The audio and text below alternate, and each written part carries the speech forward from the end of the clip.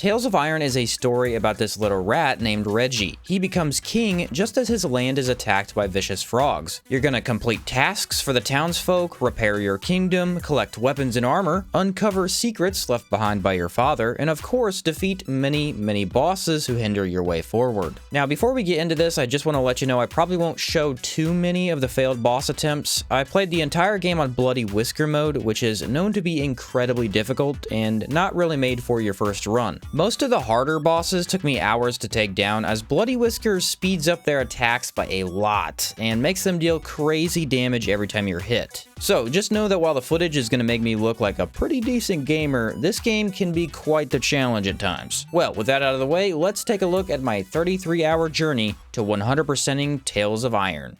Like I said, we're going to select Bloody Whisker mode even though it directly says not to. We're then given a prologue to explain the setting. Rats have been fighting against the frogs for as long as anyone can remember. King Radis was able to unify his kingdom and repel back the Green Menace for a time of peace. However, as the king grows old, his ancient foe Greenwart has begun terrorizing the rats once again. It is now time for the crown to be passed on to one of his two sons, so that one of them may push back the frogs once more. We awake as Redgi the rat. His squire points out that we can select different armor and weapons from the closet there. Obviously, we want some breakfast before the big day begins, but it seems our much bigger brother Dennis has eaten all the food. We enter the cellar collecting root, berries, and some water. After that's all cooked up, we can eat our fill, gaining an increase in max HP. At the blacksmith, we learned that blueprints can be turned in for various equipment. For now, we're gonna gain a new helmet. Bulletin boards contain quests we need to complete, this first one being some dummy training. Okay, so you gain a basic attack, red alerts force you to dodge through the enemy,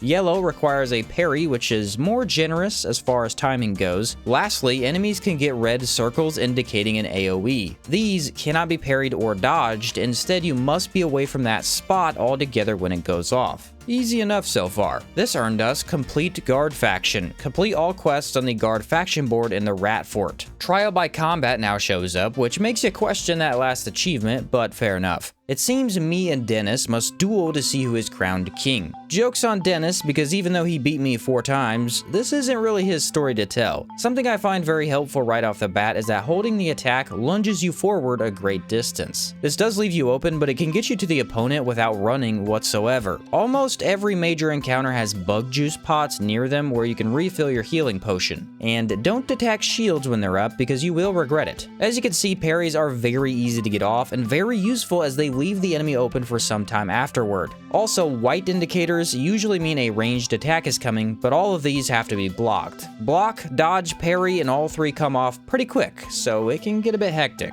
Dennis might appear much bigger, but his skill with a sword is no match for mine. We are to be crowned king, when all of a sudden, our father is skewered through the chest by a frog spear. It's Greenwart and his army of frogs. They've ambushed the kingdom, laying waste to everything we have built. I did what I could, but alas, he wiped the floor with me. Somehow, we have survived the invasion. With a new spatula in hand, we set out to see who else is out here. A few grubs block our way, which is actually nice because defeated grubs can refill some of your bug juice or healing. They're guarding a Crimson Fort sewer key we can use to make our way into the Crimson Fort. The frogs here gave me a little trouble as these elite archers have quite a lot more health than you would expect. With their defeat, the squire now returns to officially crown us king. Become king of the Rat Kingdoms. Dennis now returns claiming that our brother, the chef, has been captured. This hammer and a frog's skull and some nails by the poor rat can be given to a builder who fixes the travel board, allowing us to fast travel to Longtail Village. Upon arriving, it became clear that frogs still needed to be cleared out. This first one dropped a new spear, which attacked very quickly. Then I was absolutely destroyed by the first spear frog I found. Turns out their spears attack quickly too, but at least he's easy to parry. And by the way, love the parry mechanic in this game. It's by far implemented in my favorite way possible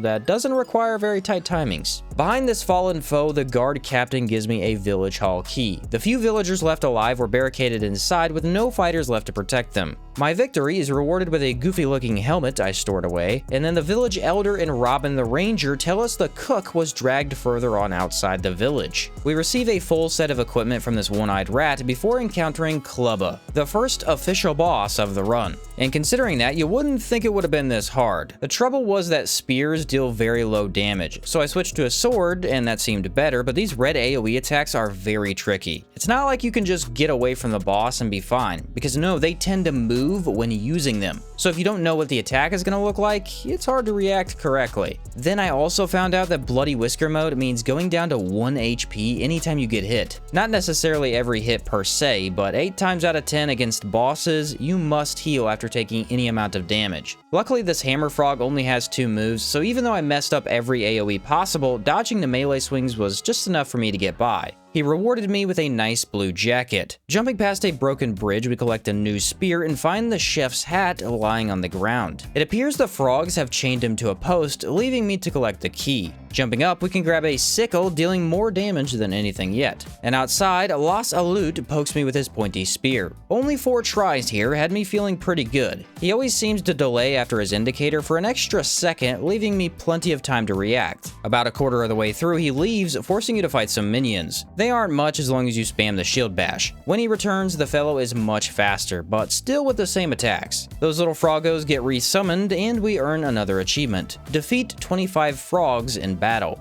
Once again having 1 HP left and no healing, I'm able to finish off the leader of the Bog Brothers. He drops the key, a new spear I really like, and a better shield that can be found on the ground as well. With Mr. Chef now free, the ranger rat from before offers me a bow. Receive the first ranged weapon. Trust me when I say this is one game where you want to use the heck out of that bow. In town, we collect a quest to clear out grubs in the farmer's basement. Basic grubs are super easy, so this didn't take long at all. The chest here had a jack-o'-lantern helmet, which makes its way into more games than you would think. Then the farmer rewarded me with another piece of armor and a spear for my efforts. Back in the fort, some builders asked me to clear out some flying grubs. These pesky creatures are really tough to hit since they fly away from you constantly, but wait until they slam into the ground and then it's game over for grubs. Now the builders can work on repairing the bridge. Although we did rescue the chef, the smith was still missing. On our way to the elder, we take notice of many rats helping to rebuild both the town and the king's fort. It pays to be an active king, it seems. The elder had not seen our smith, but perhaps someone at the ranger's lodge would know more.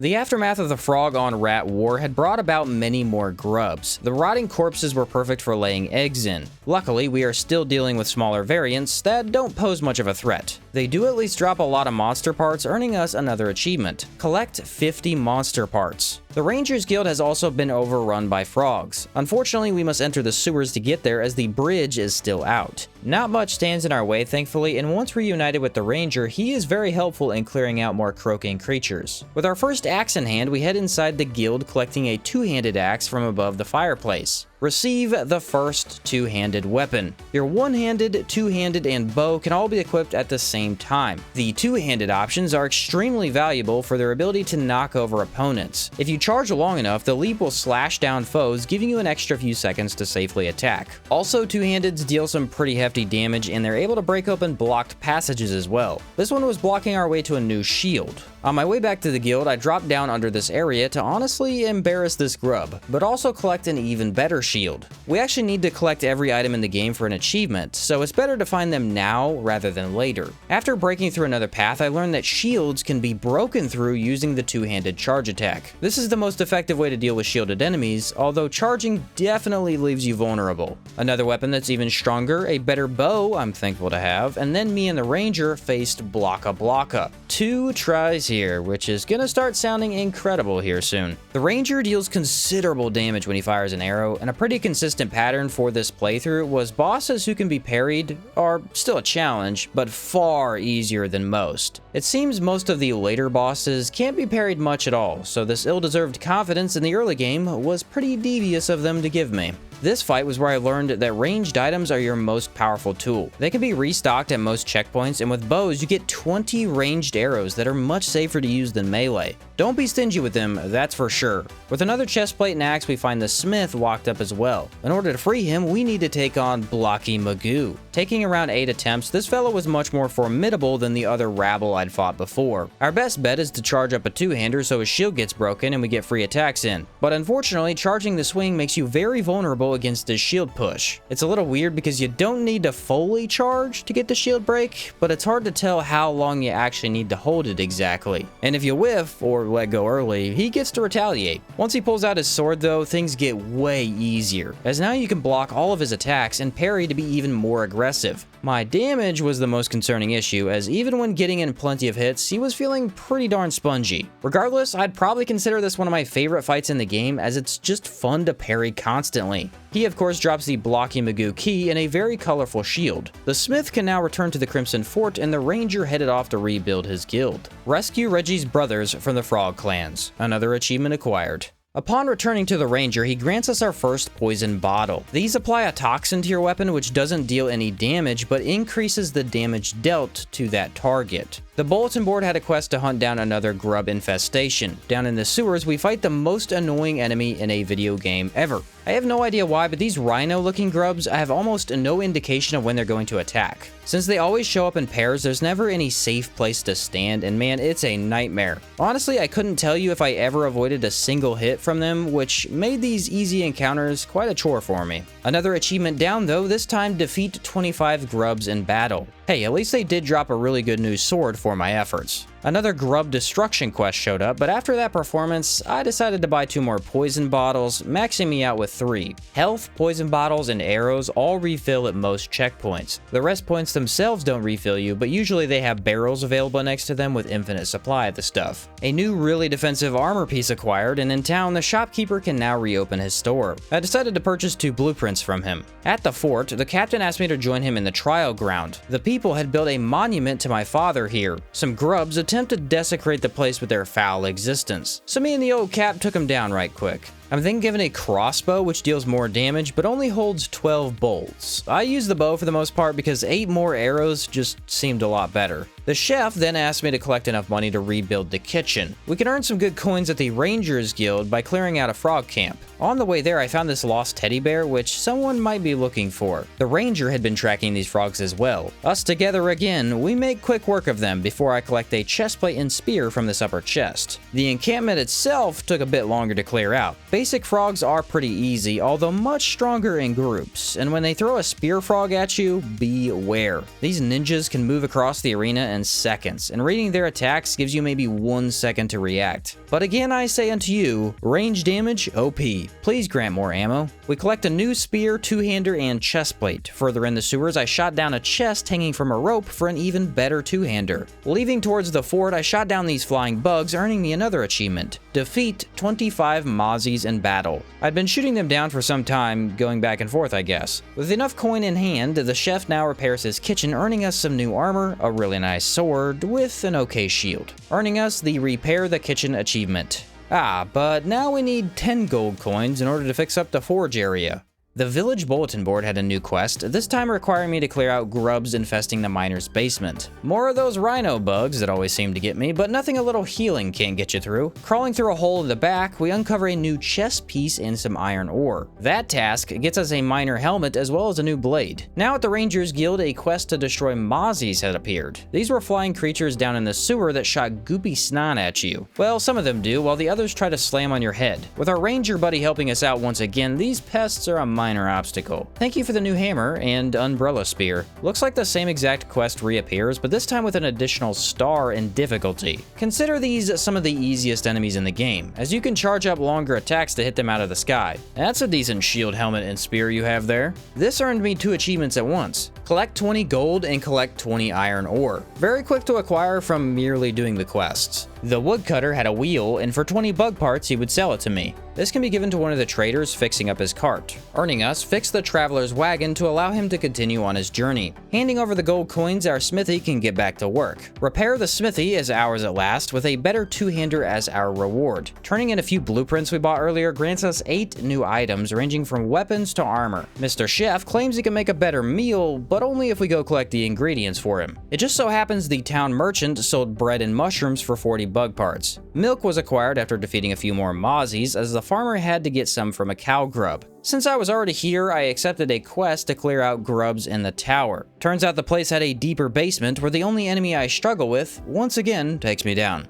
Around 5 deaths later and 6 bull grubs taken care of, we snatch up our best weapon yet off a dead rat. Some more equipment is ours to claim and an achievement as well. Complete all quests on the Elder Board in Longtail Village. Again, this seems to be far from the last quest here, but I made sure to do them all as they appeared anyway. In the fort, we can eat up a new meal, granting us some much needed extra HP. Also, I don't find it necessary to mention every item I find from now on, so if it's just from a quest, I think it's safe to assume I did collect it. The smith informs me that his old blueprints are stored down in the dark crypts. It seems the bard had found his way down here as well. There was a really tough encounter where I had to fight a flying rhino grub. These ones are much quicker, although they do give you some free moments when their heads get stuck in the ground. The bard can be seen running from some toxic gas when out of nowhere, undead rose up to strike me down. Crawling along a small path, I dug up a better weapon that had a scythe skin, so obviously I needed to equip it. And yeah, these dark halls were filled to the brim with undead rats of old. A huge problem I ran into was they didn't include any healing refills near the checkpoints down here, so on 1 HP, how am I expected to beat encounter after encounter? It turns out I hadn't noticed the egg sacs can be broken to reveal passive grubs. Chop them up and there's your health. That's about a half hour of unnecessary frustration I'll never get back. And I guess this drafty place was a common spot to leave your old gear, because yet another chest can be dug up for some loot. Our bard friend claims to have found the old blueprints while he was hiding down here from the frog invasion. Unfortunately for us, it's being guarded by an undead war chief of the frog clans. Since we have access to poison now, our damage is looking more than solid, and while this took me several attempts, I eventually got into a nice rhythm. My strategy was to stay in close as much as possible, dashing away anytime I saw red. Later on, he starts slamming the ground, creating shockwaves of bones, and if you block that, there's a nice window of attack right there. Make sure to block his thrown bones and get ready to dash through when he pulls his arm off. Finish him up with the crossbow since I forgot about it, and that might be the best boss fight yet. The bard had found a key leading out of this desolate place. While on my way up, I found a strange room with several pedestals in it, and there was an ancient statue in a chest that was able to be slotted onto one of the 4 pedestals. It would appear we will need to see this place again in the future. Oh hey look, some cheese for the chef. This path leads to a secret entrance under the fort. You can literally get into the crypts at any time through the food storage area. I noticed an area off to the side that led to Ratner Rodinson. He seems really nice and very out of my league at the moment. With the blueprints now in our smith's hands, I'm able to craft 8 new items, the most noticeable being a much stronger crossbow. The throne room still obviously needs fixing, but this one was gonna cost 30 gold coins. The Rangers Guild has some rewarding quests, so I headed out to hunt a lizard. Actually, it turned out there were lizards scouring around in the sewers. Even a somewhat simple enemy can become challenging when they attack you in groups. This game really wants you to focus on movement rather than just spamming an attack, and that would take me some time to get used to. With 10 gold coins in our pocket, let's select this quest here. Take down the Mozzie King, and I'll save you around 2 hours, because yes, that's how long I spent with no success. The main problem was that I didn't deal enough damage to get past his very troublesome first phase. This is where he had 2 red attacks. One you need to dodge through, and the other you need to dodge away from him. Don't stay in close, and one of them is quite literally impossible to dodge. Do stay in close, and it's insanely hard to tell which of the 2 he's going to use. Now, unfortunately, this is a very solid brick wall. We need to get past him in order to complete more quests to afford a new throne room. There was one option beside him, but that would be the undead Ratner Rodinson, who is entirely optional, and he doesn't open up more of the game. But what the heck, the Mozzie King, I really just need a break from him right now. Sadly, another 2 full hours went by with little success. This boss is actually very easy to read as you block his hammer throws and then spam attack when he summons down lightning. But halfway through, he begins phase 2 where his moves stay the same, but he summons in 2 undead rats to assist him. That's it, just 2 minor enemies that you can quickly dispatch of. Actually, he usually takes them down himself. Didn't seem to matter though. Once they were summoned, I could not get back into position and always got dropped at the exact same time. Yeah, 2 different bosses, neither of which I could get to under half health. This is when I looked up a video from someone going by Fuzzy Barbarian. He would actually help me with several rough spots during this playthrough, so thank you for that, my guy. Your advice could not have been more perfect. Basically, the strategy was to spam the two-handed axe rather than using a one-handed. This was the fastest high damage we had at the time, and keeping you moving towards the boss's position makes dodging easier. When the double rats spawn in, just focus on dodging the boss entirely. He is going to deal with both of the rodents shortly if you're patient. After that, his second phase is much easier as he stands still much more often and merely jumps to the opposite side, making you safe in the middle. Yes, we finally made progress, which was starting to feel impossible. We get a very strong helmet from him and coincidentally the highest damage one-handed weapon in the entire game. Essentially Thor's hammer. With a proud achievement of mine, defeat Thor Odinson, Ratner Rodinson, and the deeps of the Forbidden Crypts. Alright, now we're getting somewhere. Oh, right, I forgot about this ugly flying thing. It took me probably another half hour of attempts, but with over double damage being dealt from our hammer, it was much smoother. I relied on the heavy charge attacks to move me towards the boss after he slammed down. It's only ever safe to swing at him one time, and arrows actually left you two open, so this is one of the rare occasions where you want to avoid using the bow. Especially since me deciding to use it let the boss regain health after I'd already beaten him. Dude, the amount of rage I would have felt if he'd taken me down after this, let's be grateful it didn't come to that. Alright, we've officially defeated the second hardest boss in the entire game. No, I'm not kidding, that was crazy to make me fight him this early. It would seem the Mozzie Queen is up next, and according to the stars, she's even more difficult. Oh boy, here we go again. After yet again doing my best for over 2 full hours, I went to another guide. This one was much more complicated as positioning was extremely important. She has a butt swing where she literally swings her butt at you twice. You can only dodge it if you're near her or very far away. So squishing into either corners of the room placed me in the exact spot to dodge one and then be out of reach for the other. Next, she squirts juice out of her butt across the entire arena. Yes, that is indeed what she does, and I don't really know of a way to clean up that explanation, so it'll have to do. It seemed like the only way to avoid this was again to be in either corner. Now underneath her you can attack, but far away is easier to get to usually, and for some reason also safe, even though visually that definitely hits you. The bow was very inconsistent against her and will often miss, but you can get plenty of shots off when she sprays. This next part is utter insanity, as now she throws herself at you and then sprays. Best idea I could come up with was stick to the middle and then run to the side at the last second. It worked half good, about half the time, forcing me to rely on healing quite heavily. Her final combo is a sequence of 4 butt sprays that require you to move out of the way. Just be in the right spot for each of them really, but definitely move quick or it catches you. After this, she follows up with a massive AoE you need to be in the corner to avoid. With 1 HP in a dream, this absolute behemoth finally goes down. Defeat the Mozzie Queen. For some reason, the really easy Mozzies have the most ridiculous king and queen of all time. I was glad to have this couple taken down. While heading back to the fort, I sold some iron for more bug parts and used that to purchase a compass from an old rat. One of the ranger guild members gave me a bug leg for it, which the chef can use in the future. Then the village merchant had a painting set for sale, so I bought that and gave it to the farmer. Of course, our throne room is as good as new. After all, that Mozzie slang was quite lucrative in the gold coin department. Repair the throne room has been acquired. My squire mentions that the miners had sighted the frog war chief down in the dark tunnels, and I'm ashamed to say I looked online to find the wooden plank as this would get me my last food item. Turns out it was on the way to the mines that I would have crossed by directly after this. The woodcutter sold me his plank for 20 bug parts, and with that the farmer could finish his beehive. For my efforts, some delicious golden honey, and that means another meal cooked up by the chef, granting us even more extra HP to work with.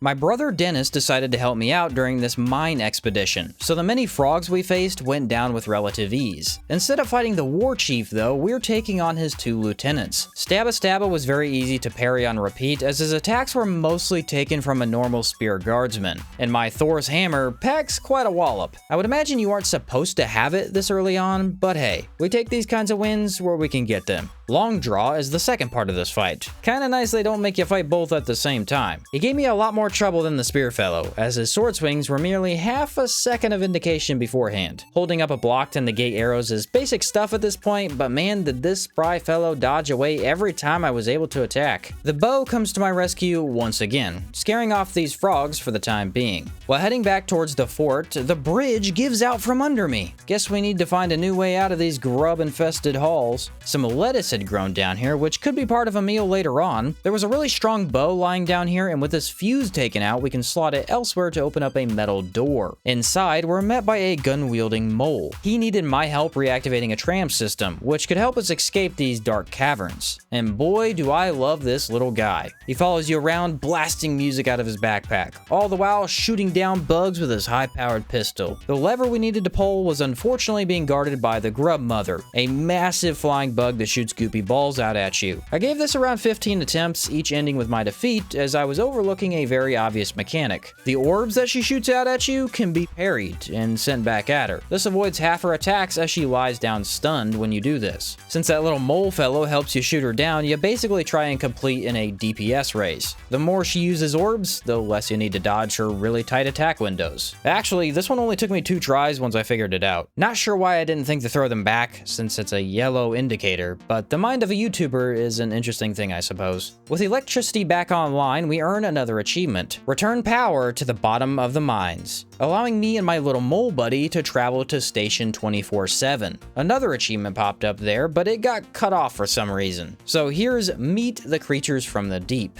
This station is similar to like a train stop. All of the moles congregate here to fill up their machines and compete in a fighting arena. Our friend here has an automobile we can use to return to our kingdom, but right now it's out of gas. Not sure why the tavern had a free shield lying around, but I'll definitely take it. The mole merchant here had an ancient statue for sale, so I had to buy that, and some canned meat. In order to earn more gold coins for progress, I had to compete in the underground arena. This is a competition to the death that is outlawed in the Rat Kingdom. Mole Mysterio gave me trouble as he is incredibly fast. Our damage is very good against him, and most everything he does is easy to dodge. The one trouble was his AoE. It jumps him up into the air, seemingly in a random location. A lot of times this is right above your head and you don't have enough time to move away. With some hefty hammer swings, we can beat him before he takes us out. Our second competitor was Macho Mole, a two-handed axe user who beat me up pretty bad for a while. Our own two-hander is best, it seems, and what threw me off here was the guy has 3 different AoEs. They all have the exact same indicator, hit you in different ways, and are activated very quickly. Later on, I figured out he always did this in kind of a similar pattern, doing small jumps before leaping across the arena. For the last one to be a slow axe spin, you could punish as it finished. Then you dodge twice and parry after all those are wrapped up. This was where I began having the most trouble with basic red attacks, as these are the ones you need to dodge through the boss to avoid. But on this difficulty, if you don't dodge the very second they appear, you're not gonna make it. These would soon become a colossal nightmare, but for now, that's another win under our belt. For the third challenger, we have Molekind or Molekind, a mole wielding his own personal blaster. Kind of a nice break from the other tough opponents, as more ranged bosses are by far the simplest to figure out. Block and then spam attack. I will say his chair slam was giving me a headache, but I was really lucky and able to dodge it the last 3 times. Thank you to my glorious hammer. I would be lost without you. Oh nice, this rewarded me with my own pistol. It looks like the bullets aren't cheap by any means. With 25 gold coins, we can purchase some cake. Handing it over to a group of moles on the lower level has them move away from the door we need to access. Down in the abandoned subway tunnels, we can cut down some lizards to acquire a bottle of olive oil. The fuel pump wasn't working, as you can imagine. So with a lever pulled, we collect a hidden chest, and with another lever pulled, that petrol should be ours at last. Or it would have been if a stalker hadn't blocked my way back up. This is a boss version of the smaller lizards we've been seeing from time to time. The first of several of these giant creatures we'd fight, he kept me busy for around 45 minutes. It's almost not even worth explaining what he does, because the main challenge came from how absurdly fast he was. There's really only 3 moves he repeats, but if you slow down for even a second, it's all over. Later on, he gains the ability to crawl on the ceiling, which can be trouble, though it gave me more opportunities to pelt him with arrows once he landed. And the pustules on his back feel a little criminal, as you need to be on him to avoid every other attack, but joke's on you because this one punishes you for it, so haha. Ultimately, I consider this one of the more frustrating encounters, yet also the most satisfying, as reacting this quickly feels really good in the end. Of course, on 1 HP, again, it's really hard to beat the bow for a clean finish. Finally, the fuel is ours to claim. Handing over the olive oil to a mole in the station allows him to make us some tasty french fries. And with the automobile all fueled up, our mole friend drives us back up to the surface to our beloved kingdom. Handing over the recent food we acquired, Brother Chef can make us our last full meal, earning us more health and another achievement. Collect all ingredients in the chef's book.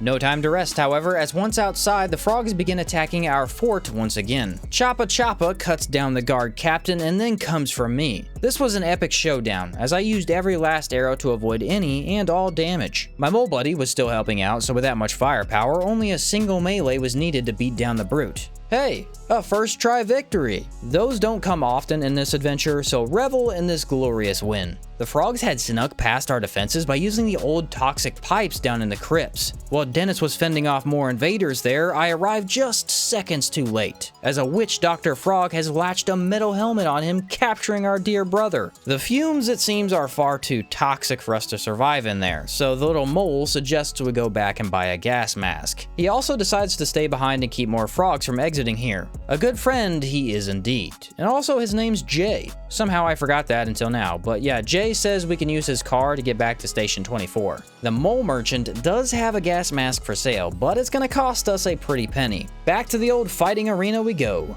I chose to fight the Moleberg, a large mole carrying one massive shield and a sword. This guy right here. Let me tell you, the correct words used to accurately describe him are not really appropriate for the human ear. The pain and misery he would cause me, I may never recover from. His entire theme is the shield. You need to react in a split second to avoid his shield bash, which is insanely difficult by the way. I was having an issue that was caused by mashing the dodge. You see, pressing dodge once does a quick dash. Pressing it twice has you dash and then roll. Well, doing the roll gets you hit every single time, as I guess you don't move as far, not quite getting behind his hits. Instead, you need to press dodge one time for the whole fight, making sure you only dash. Which doesn't sound that bad, but when you've played a lot of Souls and Souls-likes where mashing dodge multiple times over works probably half the time, that muscle memory will kick you in the behind. Eventually, I was lucky enough to have him attack with a sword more often, and he let me bow him quite a lot, which is pretty dumb since he has a shield, but screw this guy, I'm taking the victory. Then we have the Great Hulk Mulgan. No relation to another muscly fellow you're probably already thinking of. And they did my man dirty because this only took 4 tries. Not only does he do hardly any damage when you do get hit, but for 80% of the fight he lets you hack him with no contest at all. His final onslaught is way more aggressive, but I mean, the bow makes it a non-challenge altogether. So at this point, we do have enough coins to buy the gas mask. But there was one last fight on the board, so let's just get it done with, right?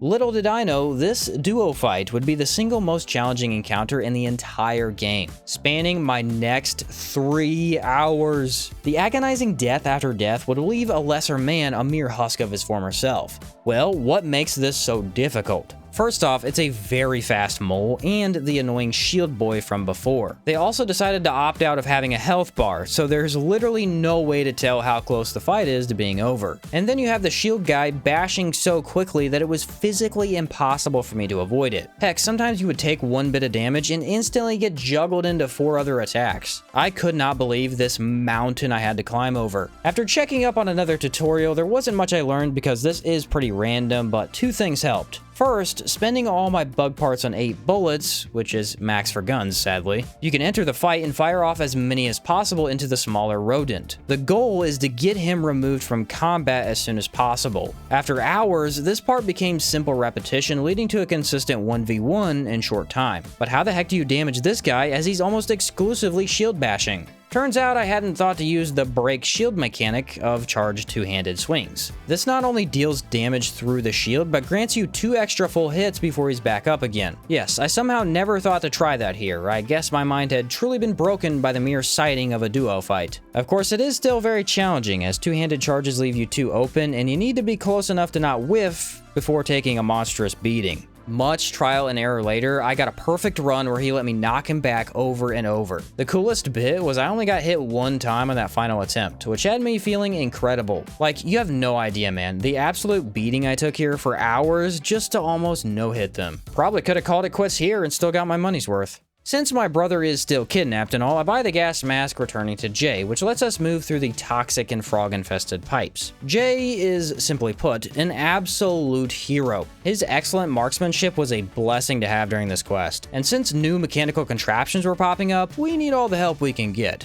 Sha Moon Reader, the witch doctor who took our brother, blocks our way forward. He's a very unique fight, as you begin decimating his HP within seconds. This causes him to summon in minions and start spazzing out with erratic movements. I was never ready to block his explosive projectiles until my final attempt, and towards the end he becomes a lot more predictable. One good parry should finish him off, except he manages to escape using a jetpack. Looks like he dropped a shaman key that can be used to free the old turtle. Apparently this old fellow has a boat ready that can take us to the foul swamps where the frogs live. Once there, you can imagine how fortified the place had become. Archers were perched on every rooftop. Several frog bosses from earlier had now become basic encounters we needed to deal with. And all the while, we need to keep our gas masks on just to survive the murky air around us. Jay, the faithful friend that he is, decided to help me win this war even though he has no major stakes in the fight. Deep into the frog dungeons, we discover that our fellow rats have been captured and experimented on. The shaman has turned them into some sort of undead zombie horde. And for this, he will pay dearly. Let the rematch commence. This one took me around 6 attempts, which for this playthrough is more than solid. As far as I could tell, his moveset was still the same as before, but now we need to deal with some extra zombie rats. After they're gone, a simple repeat of block dash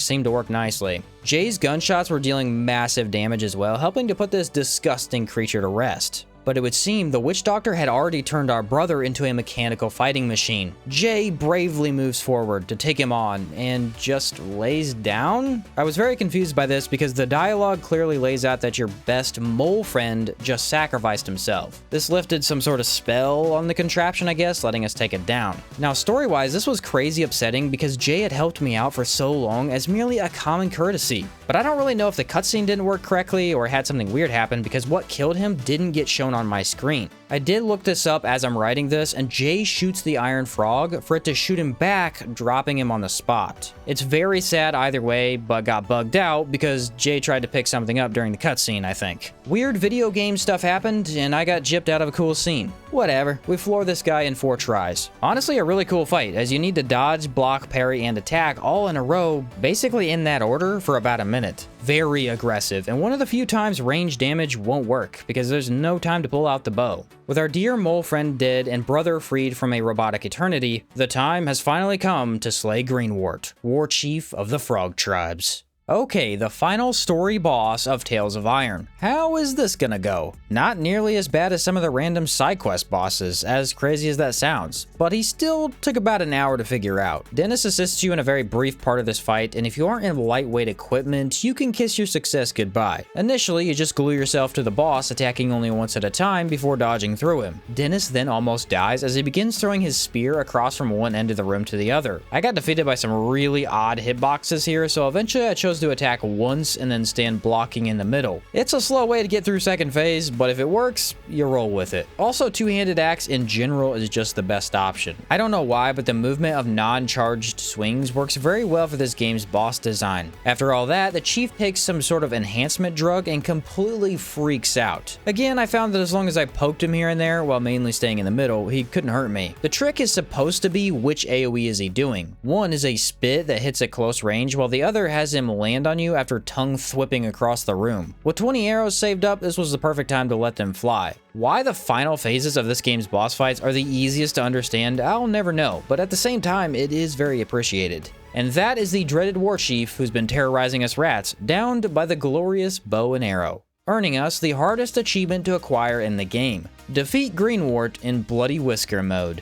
3.8% of players got this one. Can't help but be a little proud of getting this. Dennis was thankfully injured and not dead, so after making our way back to the fort, we all celebrate the defeat of those terrible frogs. Our adventure comes to a close, with a kingdom saved, letting a new era of peace begin. So first off, awesome game. I've had an absolute blast so far, but that's only one chapter of the story. There are still plenty of monsters to hunt down in my new kingdom, and there are even 14 achievements left to acquire. So without further ado, let's continue this rat-tastic adventure. The fort quest board had now been updated with a series of help requests from a group of bards. The entire group has gone missing down in the old crypts for one reason or another. Amy Squeakmouse has decided to take a nap in the darkest corner of the dungeon. Upon finding her, the statue next to her broke open, revealing Mousimoto, an ancient rat warrior from the past. This was rather easy to figure out, but seeing as he is very late game, I was getting defeated after only 1 or 2 mistakes, with very little mercy being thrown my way. He attacks with 2 quick swords. You can parry over half his attacks, making it very easy to bring down his health. His AoE is avoided by standing in the middle, and if you early dash through his spinning runs, you're home free. Had a lot of fun here, as it was decently challenging, but once you figured it out, you had the win almost guaranteed. He actually dropped his 2-handed axe, which was my personal favorite weapon overall for being light and having max damage. Also, his armor is peak fashion, and you cannot tell me otherwise. Of course, we do have that statue we bought at the Mole Merchant before, but there's still 2 more to go, it seems. Chetty Mercury was looking for some old books all on his own, and when I arrived, the great warrior Fang Bu appeared out of thin air. This was almost entirely about dodging, as he has many red marked attacks that you need to be away from. The biggest challenge was that he has a slightly delayed parry that kind of threw me off, and one of his AoEs has him stand there spinning his halberd. I found myself jumping into this as I expected him to move somewhere else. Another interesting mechanic I found out about during this run was that healing is kind of a bad thing to do, but also not exactly. See, there's basically a certain amount of health you can have that will always bring you down to 1 HP if you get hit. So instead of healing up to max, you just want to be above that limit. It's counterintuitive to the human mind because you see health gone and you think, oh, must heal up. But no, instead you want to be just above about a quarter health at all times. This gives you almost quadruple hits you can take before dying, with far more healing bug juice to work with. As usual, the fight came down to the wire, with me on 1 HP, but what else is new?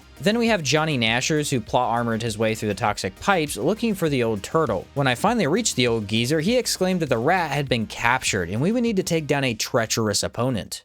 A frog riding a lizard, fighting a turtle and a rat. Now we really have seen everything, haven't we? This is the weirdest, dare I say most annoying fight in the game, as it's set into 2 phases, with the first being just downright painful. Remember fighting the giant lizards before? Oh, well now do that, but while an archer fires explosive arrows at you. This becomes the opposite of a DPS race, as you're only able to attack 1 time after baiting a lizard bite. You then need to be in between the edge and middle of the arena so you can dash backwards when the lizard jumps. This lets you hit once before you pull up the shield to block like 3 or 4 times. In reality, that's the entire first half, but it's grueling work that can make you impatient. And impatience leads to many mistakes. What's funny is this was the very first time I managed to take out the lizard fully, leaving me with no health, a brand new phase to figure out, and 1 angry looking archer scoping me down. Would you have guessed that I won this attempt? Oddly enough, this second phase is laughably easy. You simply never stop blocking and he cannot hurt you. After quite some time, he'll do 1 parryable move that lets you punish him greatly, go back to holding block, and wait again a few more times. I am really thankful to the old turtle who allegedly helped me during all this, but if you manage to see what kind of damage he does, I don't have the heart to tell him he was more in the way than anything else. So I was definitely freaking out at this point because I did not want to redo the lizard section, but no need, because shield undoubtedly beats bow like rock smashes scissors. We earn ourselves a new achievement: defeat Croacus Khan in the depths of the crypts, which grants us my personal favorite 1-handed sword and a gnarly looking axe. With all the bars back together safe and sound, they decided to set up a little pub in the fort's cellar. I purchased all the materials needed from a handy rat outside the fort. With this, the bards transform that cellar into a splendid little area called the King's Tail. I take a seat in my throne they made just for me, drinking my fill into the night, earning arguably the most important achievement: sit on the king's chair in the newly constructed pub.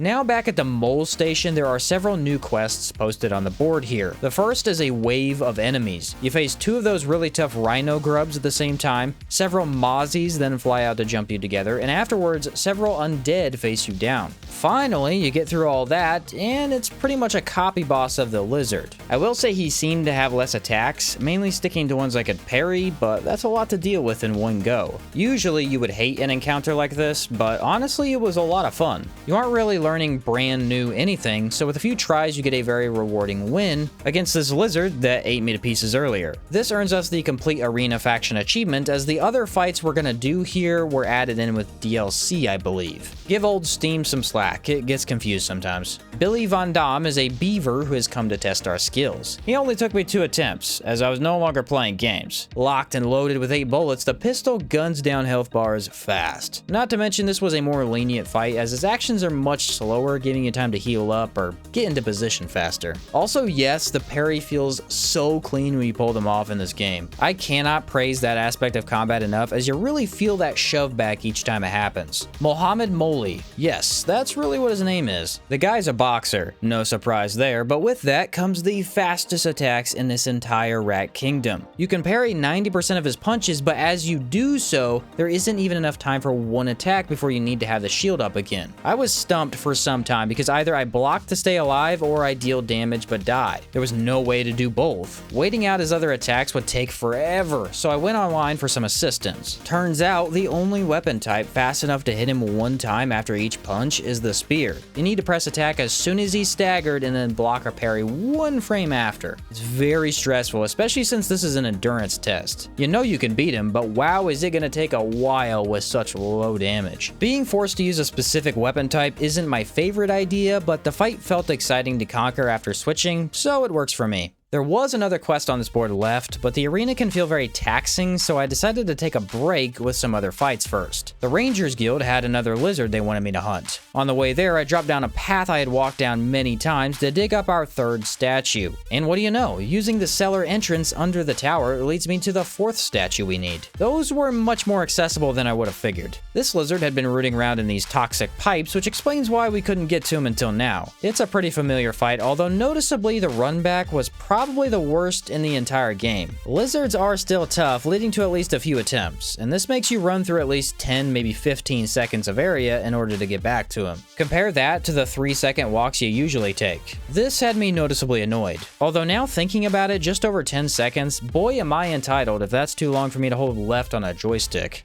At long last, we have the final billboard achievement. Complete all quests on the Ranger faction board at the Ranger's Lodge.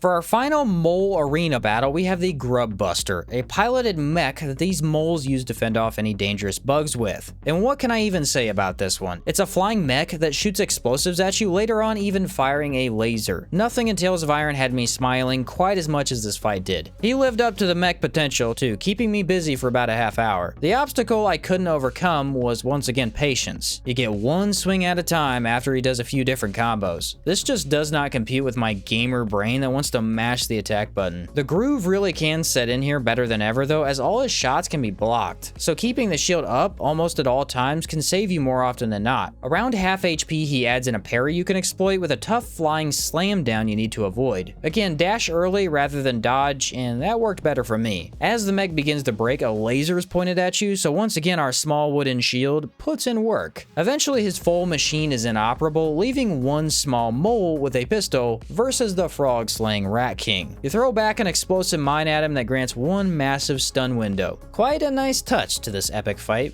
Defeat the Grub Buster in the Mole Town Arena. Now that Mole Town is completely finished, we are left with some epic equipment. You defeat the mech to become the mech. Hard to argue with that. The village bulletin board now gained a few quests as well. The Mudworm had recently been terrorizing rats down in the mines. This fairy tale was said to be a myth made up for scaring children away from the mines. I am here to confirm that this beast is no myth. The struggle here is he will use a must dodge attack more often than anything else. You've got to be very close to him to dodge through a really tight window. This can reach you across the entire arena, and worse yet, the worm loves to jump across your opposite side if you corner him, meaning the better you think you're doing, the more likely it is he's gonna pull out a gotcha. This was tricky to overcome, but eventually I figured out when he would flip sides, allowing me to dash near him at the last second. Not a perfect strategy as the distance is iffy at times, but she worked in the end. For some reason the Mudworm was very satisfying to conquer, plus you spend most of the fight attacking rather than only hitting once at a time. Oh, and his loot was some nice stuff. I used it for quite a while after this. Funny, wearing the skin of your former opponent feels so domineering, and his weapons were both light and maxed out on damage. The miners had also noticed that a large grub king had recently been looking for his queen we took down earlier. This'll be an awkward conversation. While chasing the big guy down, several new grub types were thrown at me on multiple occasions. Pretty sure you only see these types here, which is a shame because they were challenging yet cool to try and combat. The grub king himself was oddly a pushover. Seb, a new engineer mole I found while fighting, decided to help me me out, and mole pistols do very well, as we all know. Surprisingly, this ended up being one of my very few first try boss fights. Likely all my troublesome encounters up to this point had finally taught me how to play the game in an efficient manner. Poor guy does have very readable attacks as well. I hate to call one of my easiest boss encounters one of the best boss fights, but he really was. Mainly, it was one of the only bosses that didn't have a parry that flowed really well. 9 times out of 10, dodge towards him and don't get greedy. Another grub monster finished with a mole buddy by my side,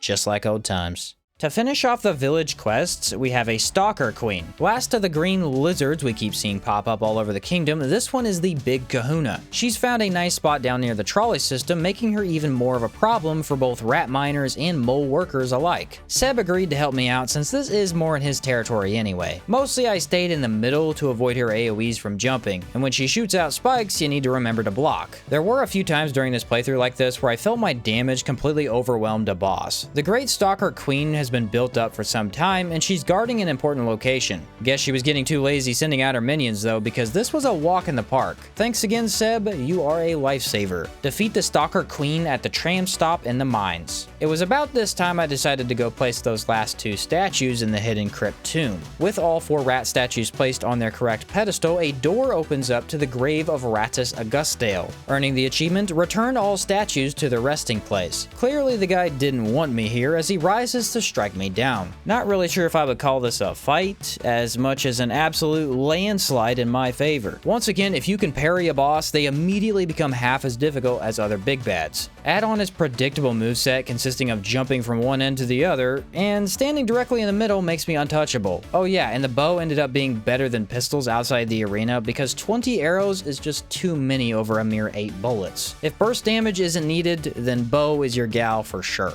Defeat Rattus Augustale in the deeps of the Forbidden Crypts. With that, I believe it's about time we go help out the squirrels. They invited me over to their section of the woods after defeating the frog war chief. They live in Bright Fir Forest, where a festival is planned. We're shown the secret way into town, earning us the Bright Fir. Travel to Bright Fir Forest and bask in the golden light of the Bright Fir. Did I say Bright Fir enough for you? Well, there it is again. Anyway, the mood here is off, as Zazu the Elder exclaims that the priest sent to collect something from the mines had not yet returned. Even in a time of celebration, I'm sent out to do the dirty work. Poor guy had a good reason for not making it back, as this large beetle queen seems to have found the place before him. And wow, was this she-beast aggressive. My first few attempts were ended instantly, as she does not let up for even a few seconds. You really need to find the groove in this one, kind of like riding a wave in the ocean. Once it's found, just keep that flow going, because fighting it will make everything worse. Her underground dig caught me off guard since you're supposed to dash back and forth. Something important for the entire game actually is make sure that poison is applied on the enemy before you use your bow. I got big damage off that combo even here, as you optimize your damage from the limited arrows. Upon returning to the festival, I purchased multiple decor items from the squirrel merchant. They go in the fort, I guess, although I never did end up looking for where they got placed. As we're about to begin the festivities, a nearby table breaks. This drunken squirrel had knocked over the sacred bright sap drink. Being the best man for the job, I left to go collect more from a nearby shrine. The bowl is dry, however, as a rootworm has recently slurped it all up, becoming enraged. The only difference from the previous worm seems to be one added spray of juices that you need to obviously not stand inside. Apparently becoming enraged doesn't make you a bigger threat, though it was neat that I got to fight a large worm while using all the gear I acquired from the previous worm. Imagine a random guy walks in the room to fight you and he's wearing your dad's clothes. Just says absolutely nothing either. The absolute confusion in this worm's mind. I don't know, that just seems astoundingly humorous to me for some reason. In order to actually get more sap, we must go collect a new tap from Castle Dre. It was noticeable that I got a much better bow from the chief, which I had not gotten many of. However, upon arriving at the castle, we are shocked to find the frogs have come back from the dead. Not really, as they must have somehow escaped my righteous fury from before. Of course, such an oversight stands to be corrected. Hack the Psycho Frog. Man, do bosses in this game really live up to their name. He's got 2 sharp axes that somehow let him teleport short distances. Go ahead and explain the lore on that one, I dare you. The aggressive nature of this encounter had me switch back to the pistol. You don't have much time at all for range, as that pulls you out of his teleport. Staying kind of a medium distance felt appropriate, as you don't get hit by the initial AoE, letting you then dodge the landing. For his axe swings, this was a rough aspect to get through. 2 of of them can be parried, one of them must be dodged. The actual indication of all three is very slim. Often I found myself getting very lost, sort of fumbling around with my controller buttons because I would anticipate the wrong swing. In theory, I think expecting to block every time works better, as you can correct with a dodge at the last second, but other way around felt too taxing. This nearing the end of the full game, you would assume the rhythm would have set in, yet somehow this guy felt way faster than anything I'd faced yet. They really did not hold back on these frog bosses, let me tell ya. Behind Hack's lifeless body, we snatch up a new root tap along with a wooden wheel. Walking back to town, I encountered a mole who had gotten lost making his way from station C19 to station 24/7. He can sell some goods, but I don't have the bug parts quite yet. Closer to the start of the forest, we can give that wooden wheel to a family whose cart had been broken down. We gain some new equipment before buying bug parts and exchanging them at the mole for some interesting items. My favorite being this road sign shield. Well, now the festival could continue, but not while the disgusting pond scum remain near the squirrel's home. Shield Maiden Yellowtongue is the last evil frog we must dispose of. Since she is considered the final boss of the game, I was excited to finish this up. Well, in came an hour and 45 minutes of complete torture and confusion. Nothing I seemed to do mattered, as the giant just has so many factors that took me out. Whether it be her rebounding hook sword, the punches that don't seem dodgeable, or even the final phase that I couldn't even hardly get to. Well, again, it was time to check out a guide and see if something could make this any easier. And yeah, good thing I did, because after all this, I ended up learning something new. First off, the boss's hook that she throws is straight broken. It's not all that clear why, but sometimes even when you're blocking it, on the way back, it will still hit you and sap your entire health bar. The only way to avoid this about 9 times out of 10 is to hug the corner. Still not guaranteed somehow, but it mitigates the chances of that connecting by leaps and bounds. Next, you want to use your gun, since you want her out of her first phase as soon as possible. It's by far the most challenging. All the while, hope and pray she doesn't do an unblockable punch, because it's just not possible to dodge on this difficulty. The moves are sped up by so much that if you aren't already hugging the boss, it will hit you. You could also be very far away, but it comes down to mostly luck. Second phase is way better because she adds in a move that you can block. Do so and you can move close to deal damage as the shockwave fizzles out. But what I really learned here was an interesting animation cancel. For some reason, using a suboptimal spear for your one-handed is the better option. They do deal less damage, but can be comboed with a two-handed axe. After two-handed attacking, you can instantly press the one-handed attack to cancel the last bit on that attack and begin a spear stab. Do so while also dodging right after, and you complete 3 actions in the time it would usually take to complete 1. So to clean that up, axe, spear, dodge. This deals the most possible DPS in the game while getting you out of harm's way faster.